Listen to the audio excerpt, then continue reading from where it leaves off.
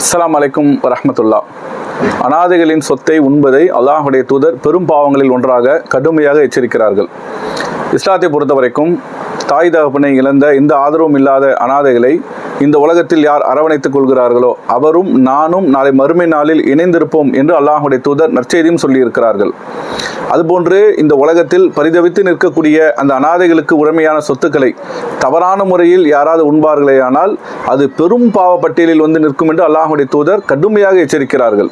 தாயோ தகப்பனோ இந்த உலகத்தில் அவர்கள் மரணித்த பிறகு அவர்கள் விட்டு சென்ற சொத்துக்களை அந்த பிள்ளைகளுடைய பொறுப்பாளராக யார் இருக்கிறார்களோ அவர்கள் நல்ல முறையிலே அந்த சொத்துக்களை பராமரித்து அவர்கள் பருவ வயதை அடையக்கூடிய நேரத்தில் அந்த பிள்ளைகளிடத்தில் சரியான முறையில் அந்த சொத்துக்களை ஒப்படைக்கக்கூடியது என்பது மிகப்பெரிய ஒரு பொறுப்பு.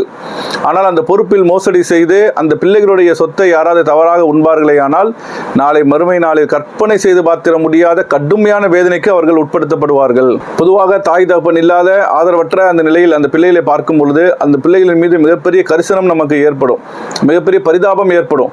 ஆனால் அந்த நிலையில் கூட ஒருவன் அவருடைய சொத்துக்களை அபகரிக்க நினைக்கிறான் என்று சொன்னால் அவன் உண்மையிலே ரொம்ப இரக்கமற்றவனாக ரொம்ப கொடூரமானவனாகத்தான் இருப்பான்.